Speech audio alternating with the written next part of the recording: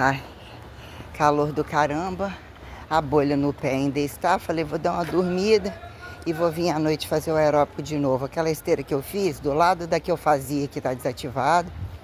Que eu não gosto não, tão calor do caramba, de ficar suada, ficar suando, mas tudo bem, levei toalhinha, blá blá blá. Fiz 50, parei um pouco antes para não ficar suando igual a danada.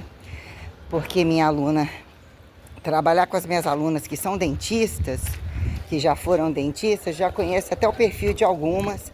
E aí, às vezes, quando ainda a pessoa tem uma dinâmica, tem históricos de várias habilidades, que ao longo do tempo fala que tem que tentar, não pode parar, e vai equilibrando o dia da lombar, o dia da cervical. Então eu sou muito metódica em termos de fazer exercícios que não dificultam as coisas. E às vezes são pessoas que dançam, que fazem isso e gostam, como todo mundo, de fazer muitas atividades. E eu tenho que avançar e retroceder entre alguns movimentos de habilidades que elas ficam encantadas. Tipo, na musculação você utilizar dinâmicas de arremesso, movimentos conjugados, só que nem sempre isso é uma vantagem.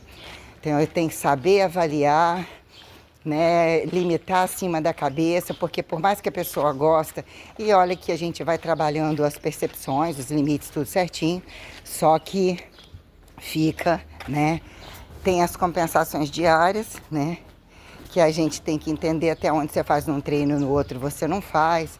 As dinâmicas que ao longo do tempo eu considero como entre a ginástica e a musculação. Então, o que são especificidades de movimento, né? E dentro da vertical-horizontalidade eu tenho, né, eu tenho platôs, né, de alinhar exercícios conforme as intensidades. Eu experimentei todos eles, parece que é uma brincadeira, né? O que você adquirir? Maturação, né? Angular. O que é a causa e efeito de sair no 1? Que hora que você percebe um corpo como um fator isolado e na totalidade, uma alavanca, né?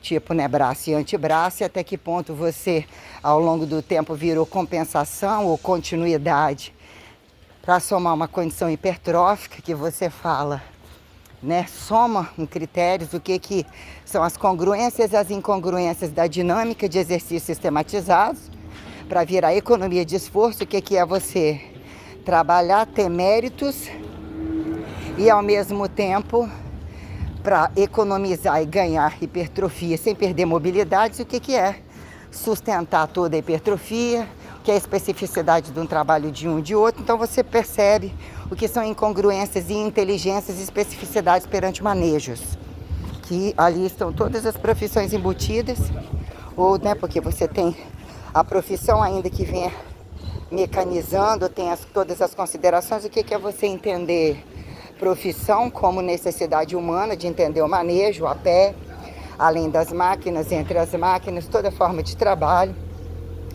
Pensante, tudo é pensante, mas a quem atribua trabalho que se não pensa, ou que literalmente são cargas agudas, e dizer, né?